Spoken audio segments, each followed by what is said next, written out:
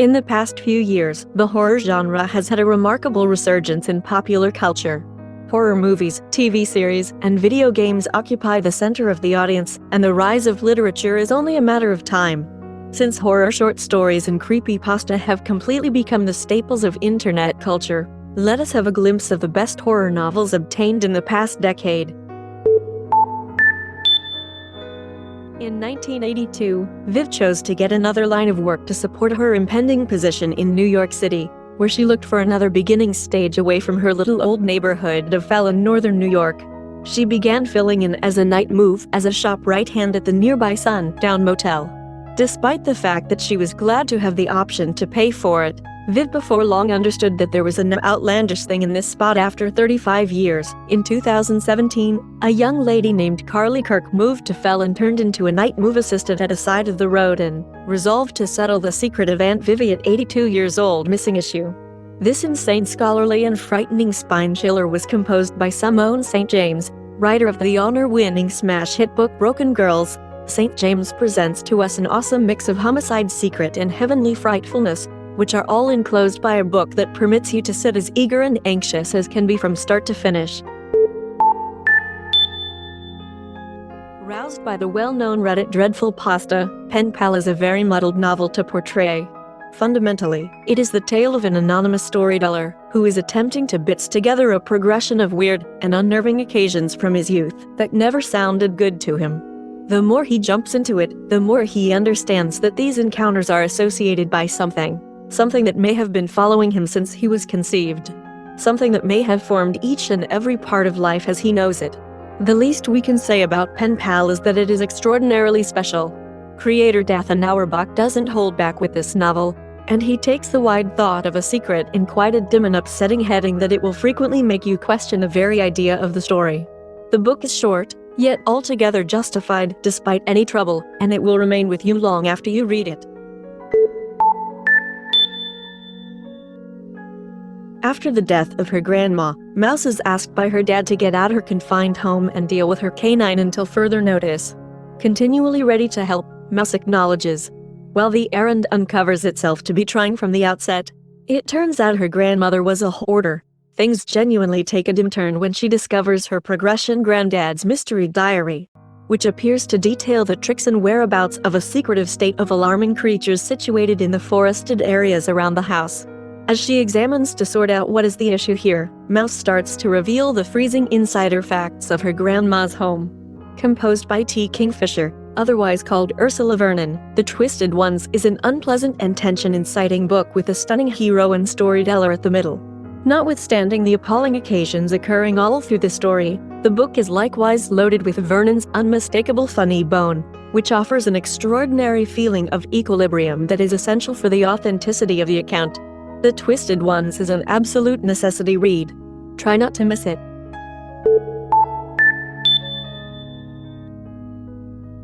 Cora. A capable, straightforward columnist with a delicate past is shipped off country Georgia to cover an upsetting anecdote about an Appalachian religion of snake controllers.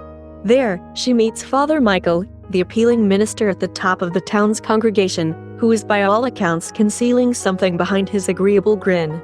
Understanding that something is genuinely amiss with this town, Cora chooses to put aside her previous injury, resolved to reveal the congregation's mysteries and bring down the religion no matter what. Underneath is certainly one of those books that isn't what it appears from the outset.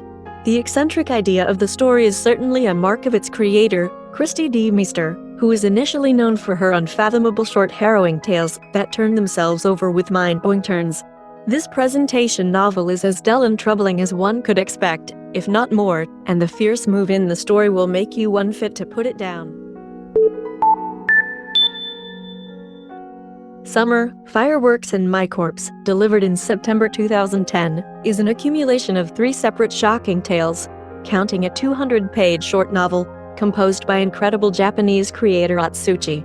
The primary story, after which the book is named, is about the homicide of a 9-year-old young lady named Satsuki, and the ensuing concealment of her homicide by the kid and the young lady she trusted and accepted to be her companions.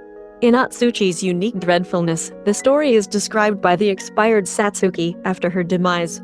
The subsequent story, named Yuko, is a showstopper of capricious narrating about a servant who becomes dubious of her new business, a sort however bizarre elderly person who disallows her from going in a particular room of the house, asserting that his wiped-out spouse is resting in it. The additional time passes, the more she starts to address if the spouse really exists. The third and longest story, named Dark Fairy Tale, is an especially serious and disrupting secret about an adolescent young lady who loses an eye in a mishap and gets a transfer to have it supplanted. Following, she begins to see odd things that clearly aren't generally there, and she understands that she can by one way or another experience the recollections of her new eye's unique and dead proprietor. Her frightening dreams rapidly start to devour her life, particularly when they put her on the path of a missing little youngster. In less than 2 minutes, Luke Ellis' life is totally changed. His folks are quietly killed by puzzling interlopers. He is abducted, tossed in a SUV and driven away from his home in Minneapolis. Much the same as that. At the point when he awakens, he is caught in a room that looks much the same as his, however without windows.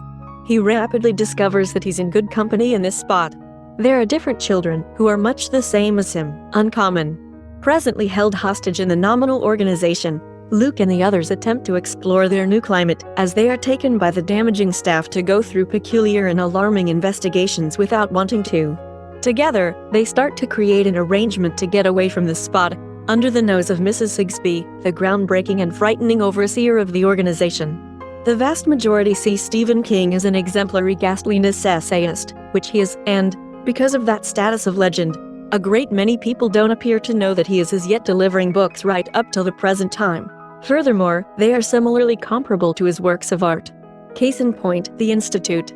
This unfathomable book has been nicknamed by many the in-your-face Stranger Things, and, given how Stephen King properties have been gotten by the whole world since the 80s, and given how his work really motivated Stranger Things, it is nothing unexpected that Hollywood has just dipped into adjust it into a restricted TV arrangement.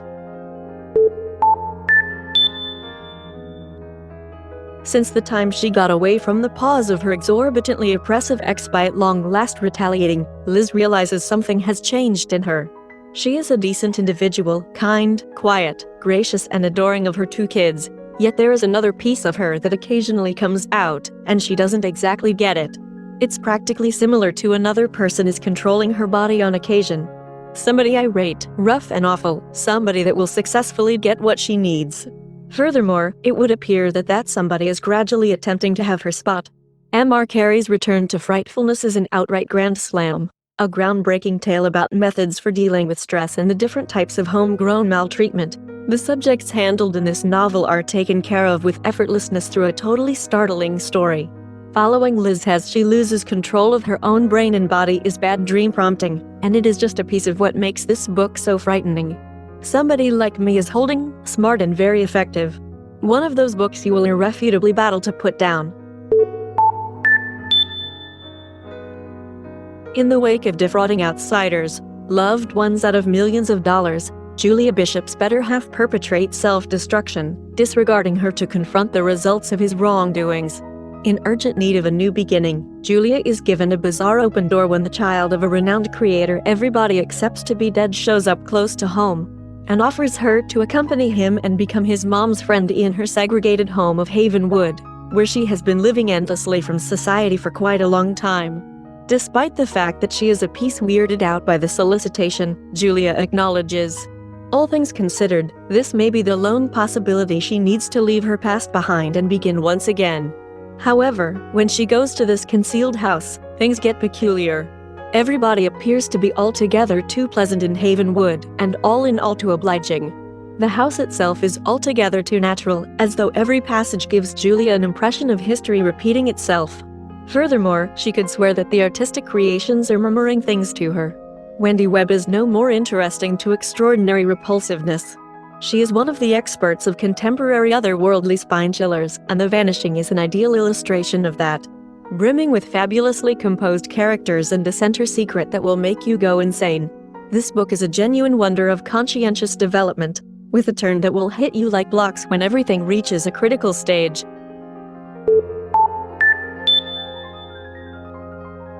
Victoria McQueen, a skilled little youngster with a powerful capacity to discover lost things.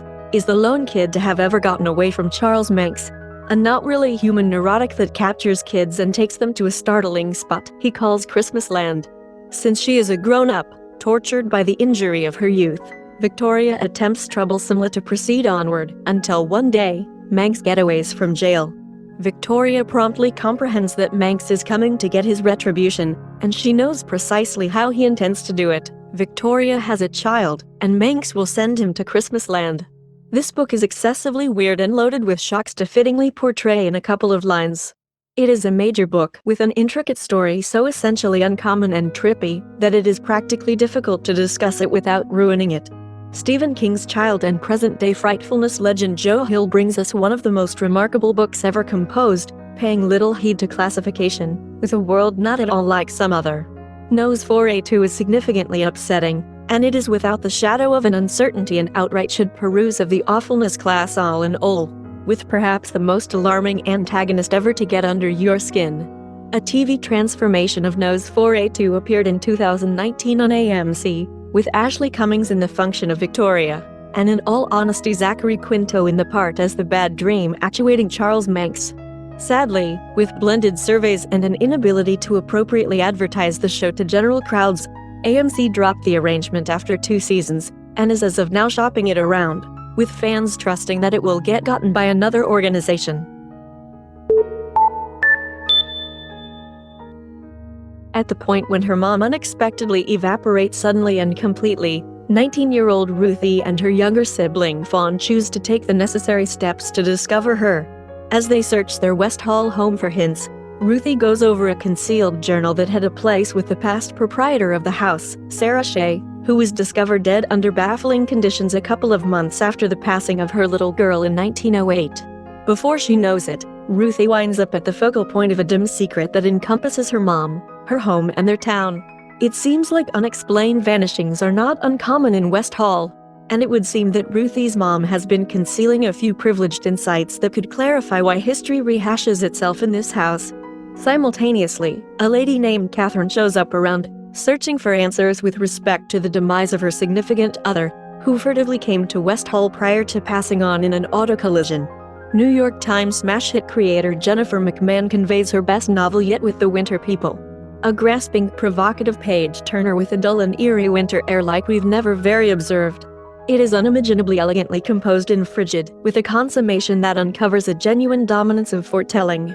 The Winter People will leave you totally dumbfounded, and it will keep you up around evening time long after you read it. Thanks for watching. Remember to leave a like and subscribe. Have a nice day.